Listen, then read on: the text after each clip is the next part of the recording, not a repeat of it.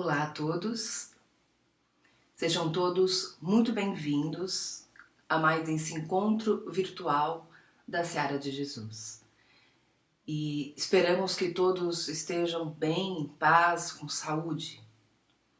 Para iniciar, vamos fechar nossos olhos, um convite para reflexão interior e nesse momento pedir a Deus que envolva todos nós, familiares, amigos, o nosso planeta, envolvendo com muito amor, com saúde e com a paz que tanto precisamos.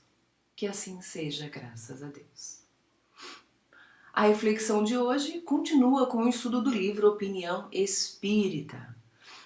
E hoje, no capítulo 16, a mensagem é para aqueles que se encontram na doutrina espírita, ao companheiro espírita.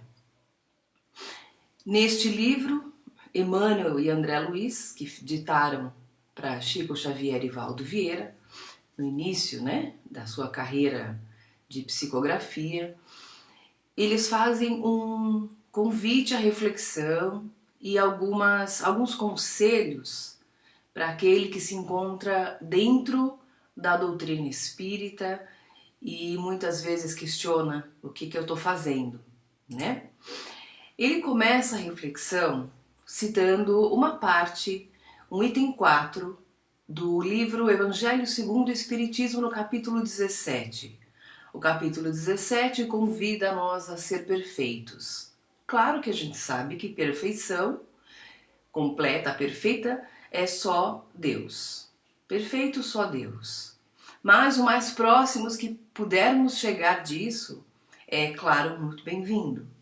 Falta muito tempo, falta caminho grande? Falta muito chão para a gente chegar lá. Mas, para chegar a essa perfeição, no item 4, ele faz para nós um resumo do que seria um bom espírita. E, nessa reflexão, os espíritos convidam a todos nós a refletir sobre o cristianismo. Então, eles fazem uma comparação, dizendo que o verdadeiro espírita é como o cristão verdadeiro. Por que essa frase? Quer dizer que antes espírita não era cristão? Sempre foi. Mas tem muita gente que ainda acha que espírita é macumbeiro, que espírita é gente estranha, que fala com demônio, que espírita, sei lá, porque a ignorância causa nas pessoas que não conhecem o espiritismo uma certa imaginação fértil. Porque se a pessoa nunca entrou num centro espírita, ela vai imaginar o que é que deve haver ali dentro e o que as pessoas falam também, gente que nunca viu, nunca entrou, ou entrou em centros espiritualistas e não espíritas, porque são realidades diferentes. O centro espírita não precisa todo mundo se vestir de branco, não precisa de rituais, não tem imagens, não precisa de nada disso. O centro espírita é uma casa de acolhimento e consolo, para que a gente possa estudar o espiritismo e tratar das nossas feridas espirituais. Então, ele faz essa comparação, para que lembrar que o verdadeiro espírita é como um verdadeiro cristão. Para quem quiser se aprofundar mais nessa questão de espiritismo e cristianismo, eu vou convidar as pessoas a lerem o livro Cristianismo e Espiritismo, de Leon Denis. Ele faz essa comparação, essa união das doutrinas. Claro que existem coisas no cristianismo, no catolicismo eu vou dizer, que são diferentes do espiritismo, mas todo espírita é cristão. Todo espírita fala de Deus, fala de Jesus, fala de bondade, fala de caridade e fala de a transformação. E aí, lá nesse livro ainda no Evangelho, eles dizem que Tanto que há homens de notória capacidade, isso porque perguntaram para os espíritos se o espiritismo era uma questão de inteligência. Será que as pessoas que ainda não são inteligentes não compreenderiam o espiritismo? Eles respondem que não. Tanto que há homens de notória capacidade que não a compreendem, ao passo que inteligências vulgares, moços mesmo, apenas saídos da adolescência, lhe apreendem com admirável precisão os mais delicados matizes. Hoje a gente vê, fazendo uma pesquisa rápida no YouTube, procurando por palestras espíritas, nós vemos pessoas muito inteligentes, sim, não é uma regra, né? Tá, o que é inteligente não entende espiritismo, claro que não. Pessoas muito inteligentes, muito cultas, que falam muito bem sobre o espiritismo, e tem pessoas também muito novas, né, jovens falando sobre o espiritismo com muita categoria. Até porque, vamos lembrar que esse conhecimento não é adquirido numa única encarnação.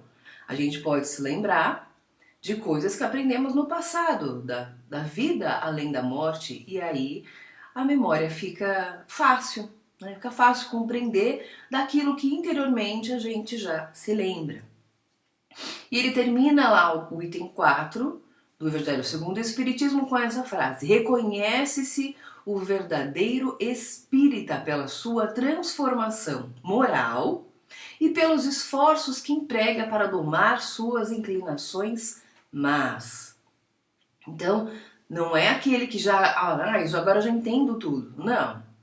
A pessoa que se esforça, se transforma um dia de cada vez, um pouquinho, um milímetro que seja, ainda assim é uma transformação moral muito importante. E o esforço que faz para domar aquilo que ele já entendeu que é ruim.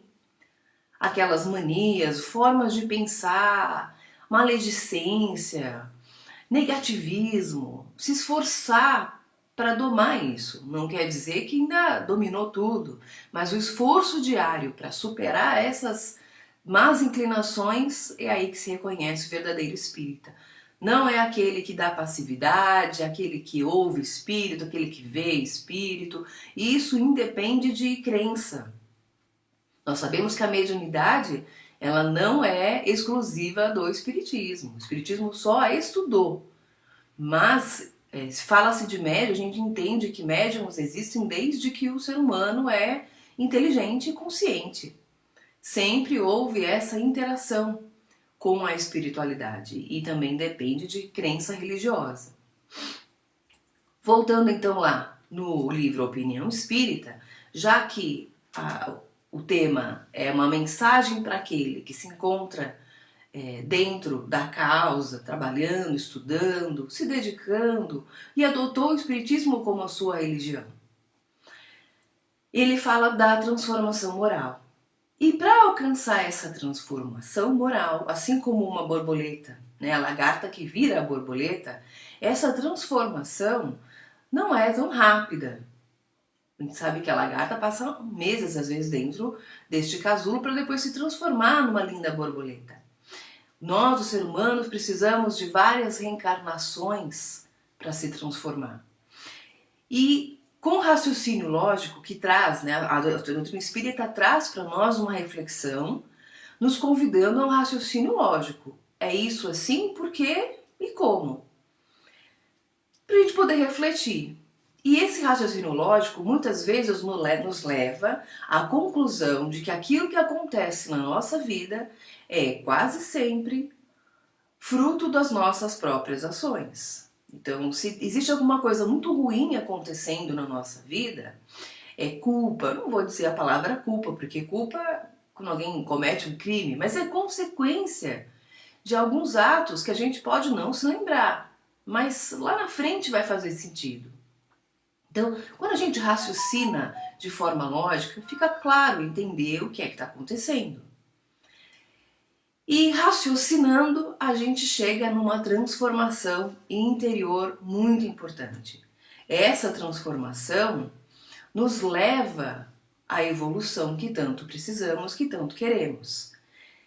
E essa evolução, muitas vezes, nos coloca numa posição solitária. Por quê?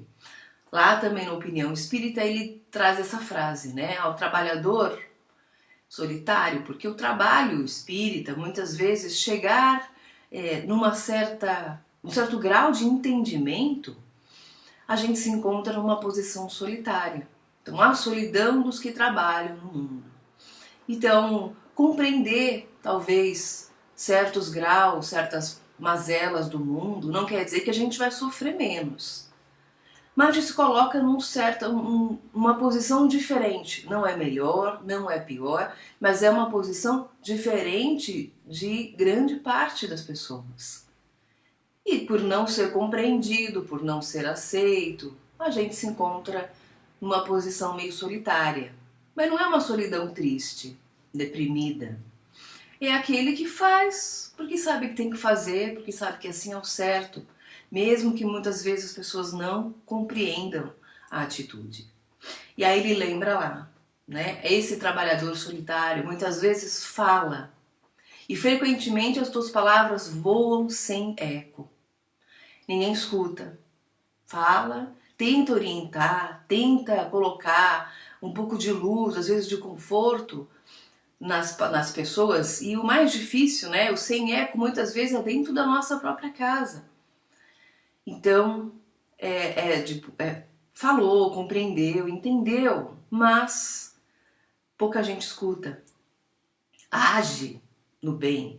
E as tuas ações nobres sofrem, não raro, o menosprezo dos mais queridos. Então, muitas vezes você está lá ajudando, vai ao centro com frequência, com certa periodicidade, faz a sua parte, pratica caridade, não só a moral, mas também às vezes a material, que também é importante. Passar fome não é uma situação simples, fácil e vou rezar a Deus para minha fome passar. Não, o corpo físico precisa de alimento. E muitas vezes você está lá fazendo uma ação caridosa e é dentro da sua própria casa que as pessoas vão dizer: ah, para que isso?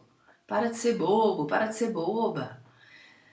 Então, né, é difícil, né, essa compreensão. Mas o Emmanuel e André Luiz vão dar um conselho para nós. Emancipas a própria alma. Conseguiu se livrar muitas vezes de alguns medos, mas escravizando-te a deveres maiores.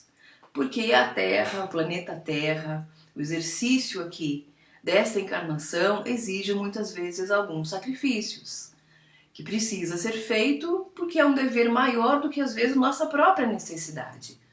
Então, por mais que já tenha libertado a própria alma, os deveres da Terra nos chamam. Auxilias, você ajuda e é desdenhado. Você compreende e também é desdenhado.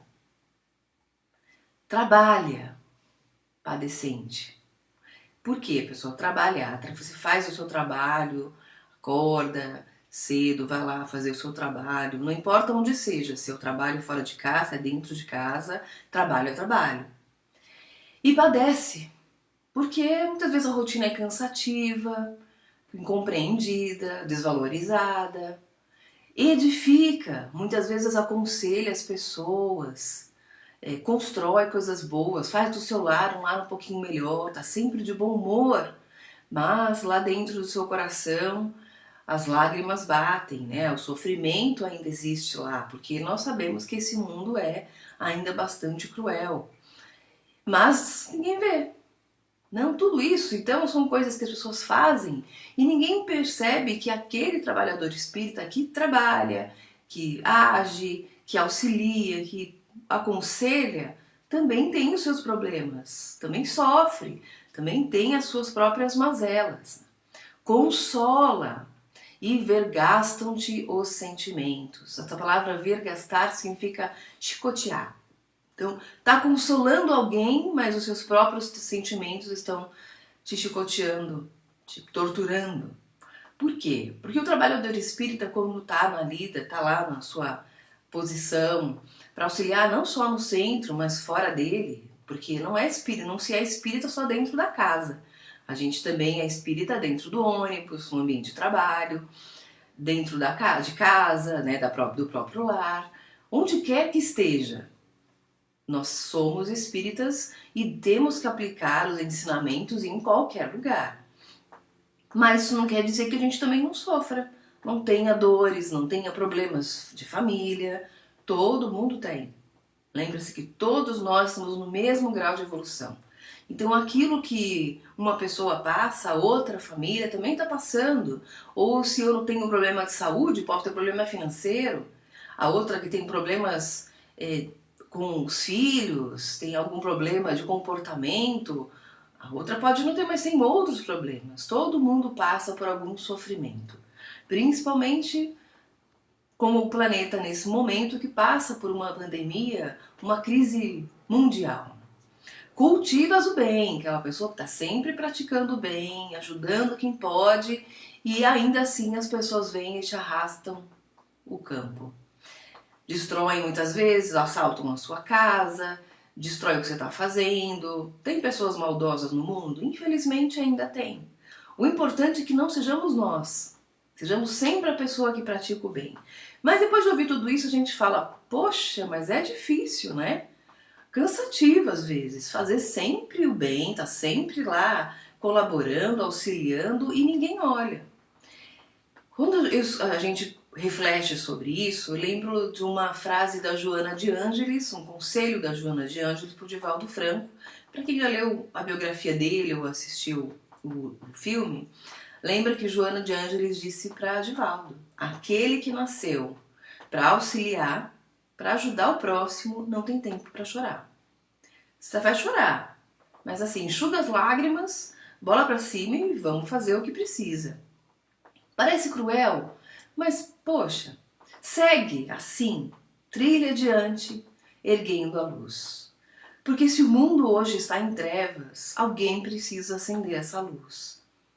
Alguém precisa levar esse consolo, esse auxílio, essa palavra de bem, essa luz mesmo, interior, para que as pessoas não desistam da vida.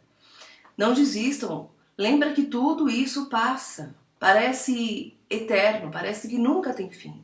Mas passa. Vai passar. Já está passando. É lembrar que tudo isso é uma prova para saber o quanto é que nós somos resignados. O quanto nós somos fortes. Porque para viver num mundo melhor, precisamos ser melhores. E tudo isso nos faz transformar. Então, se está todo mundo em trevas, sejamos nós a pessoa que carrega essa luz. Porque muitos seguirão essa luz. Lembra, por exemplo, de uma semente que foi jogada, esquecida em qualquer buraco. Mesmo ela esquecida, mesmo que ninguém dê a menor importância para essa semente, ela achou um meio, com o ambiente favorável que teve ali para ela, mesmo que tá ali, que nem essa flor, no meio do cimento, do concreto, ela achou um vão, achou um trinco para conseguir um raio de luz. E conseguir germinar e nos trazer tanta beleza. Nós temos que ser igual a essa semente, essa flor. Encontrar um raio de luz no meio dessa escuridão. A fé, a crença em si mesmo, no quanto podemos ser melhores do que somos hoje. E trabalhar nisso. Tá difícil? Tem dificuldades? Vamos ser criativos, vamos arrumar uma maneira. Arrumar um jeito de dar a volta por cima, se reinventar. Não pode cruzar os braços e esperar o milagre do céu, porque esse milagre não vai vir. Deus é que espera que façamos os milagres. E para isso ele nos trouxe um ótimo exemplo. Ele nos trouxe Jesus. Pensa o quanto foi solitária a passagem de Jesus sobre a terra. Ninguém compreendia o que ele falava. Até hoje falamos aquilo que ele deixou de ensinamento. Imagina, há mais de 2000 anos atrás, ninguém entendia o que ele dizia. E mesmo assim ele trouxe paz para a humanidade, ele trouxe o amor.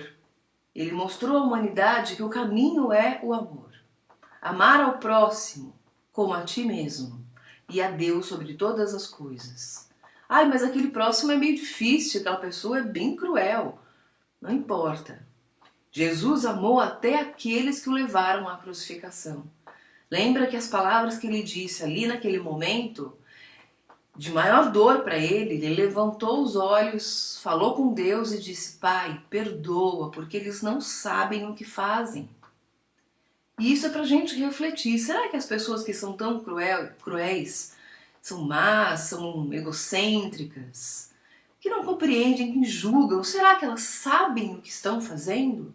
Claro que elas têm consciência, mas não têm a consciência do quanto isso vai reverberar, vai refletir nas suas próximas encarnações, ou até mesmo nesta mesma vida. Então precisa compreender o grau de cada um, de entendimento de cada um. O importante é o que nós estamos fazendo da nossa vida. E por isso a gente lembra do ensinamento. Convida a todos a ter fé, coragem, principalmente aquele que já compreendeu através dos ensinamentos do Espiritismo a causa de tudo isso. Por que estamos passando por tudo isso? É uma prova, sim, e como toda prova, como numa escola, precisamos acertar as questões. Precisamos responder corretamente as perguntas. E a pergunta que se faz agora é: quem somos nós? Por que estamos aqui? Ninguém vive sozinho, precisamos uns dos outros, e para isso precisamos cuidar uns dos outros, da maneira que for possível, mas com certeza da melhor maneira que conseguimos fazer. Que a paz esteja com todos nós, graças a Deus.